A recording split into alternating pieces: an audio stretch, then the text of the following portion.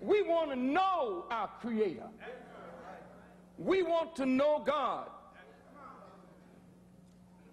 The Honorable Elijah Muhammad, on the back page of our newspaper, Then the Muhammad Speaks, Now the Final Call, in point number 12, he said, and I quote, "We believe that Allah came to us in the person of Master W. Farad Muhammad, the long-awaited Messiah of the Christians and Mahdi of the Muslims. And lastly, we believe that there is no God but Allah, and that He will set up a government of peace wherein we all can live in peace and brotherhood." Many of the scholars of Islam have said to me, "Brother Farrakhan, why don't you take that off of the back page?" Many of my Muslim brothers and sisters who love Allah and love Prophet Muhammad and love the Quran said, "This is un-Islamic. Take it away from the page. Allah never has appeared in the form of any man. Allah is not a man, but they can't tell us what He is."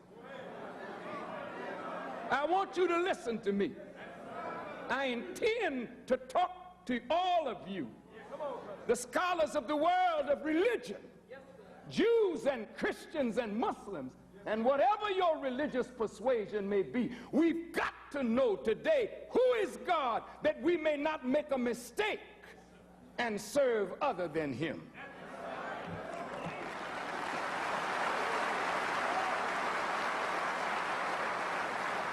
They were not Muslims, but that's what they called themselves, Nation of Islam. I say they're not Muslims because in their own newspaper today, they're the same people. They say Allah came in the form of a man in 1935. A black man. And his name was Master W. Farad. So that's kuffar. That's shirk. And they say that this man, Master W. Farad, who was supposed to be Allah in the person, nominated and selected Elijah Poole or Elijah Muhammad as his messenger and prophet. That's another form of kuffar and another form of shirk. So kuffar, kuffar, shirk, shirk. So Elijah Muhammad said that there was no paradise, no hereafter. Another form of kuffar, another form of shirk. He said that paradise is in this life, and hellfire is in this life, and resurrection is only in the mind. So this is kuffar again. So kuffar, kuffar, kuffar, kuffar now. And he said that the Quran was given to him by Allah, Master W. Farad, to be interpreted for this time only for the black man. Another form of kuffar. So 5 times kuffar. So they're pure kafirs. The man called Louis Farrakhan, Minister Louis Farrakhan. No doubt he is the student and the follower of Elijah Muhammad, and he has built a platform upon that same platform. And we have to give credit where credit is due. They are kafirs, pure kafirs, because they are still saying today exactly what Elijah Muhammad said in 1945. They are still saying today in their newspaper. Anyone can go to www.Nation of Islam or www.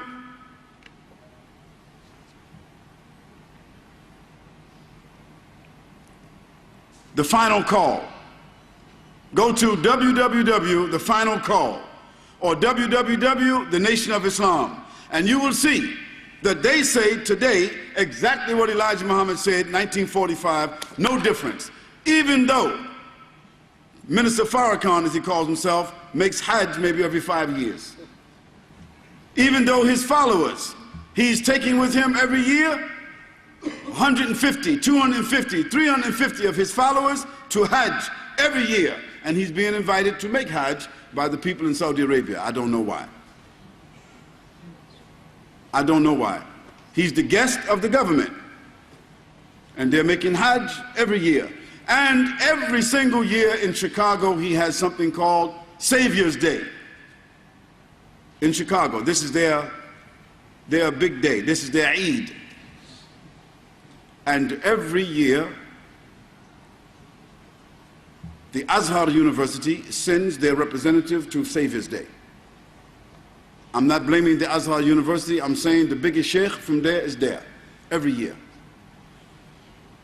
One of the imams from the Haram will be there in Chicago every year. The leaders of the biggest Islamic organizations in America will be there every year.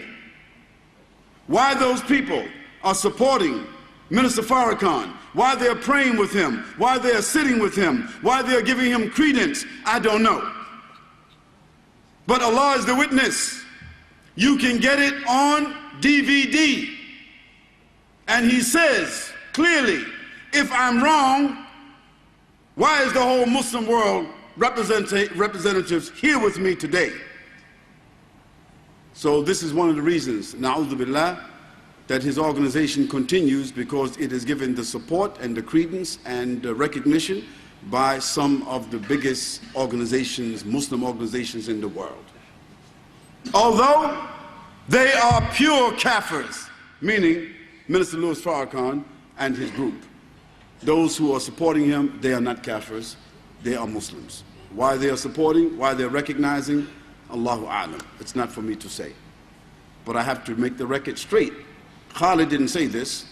You can go to www, Nation of Islam, www, Final Call, and you will see their Savior's Day. Put it in there, Savior's Day, Nation of Islam. And you will see all the videos, and you will see all the shuyukh from the Haram, from Jordan, Mufti from Lebanon, the Mufti from Jordan, the Mufti from so-and-so, the Mufti from this place, the Imam of the Haram, the head of ISNA, the head of ICNA, the head of all the Islamic organizations. They are there with him, shaking hands and embracing him like he is a Muslim.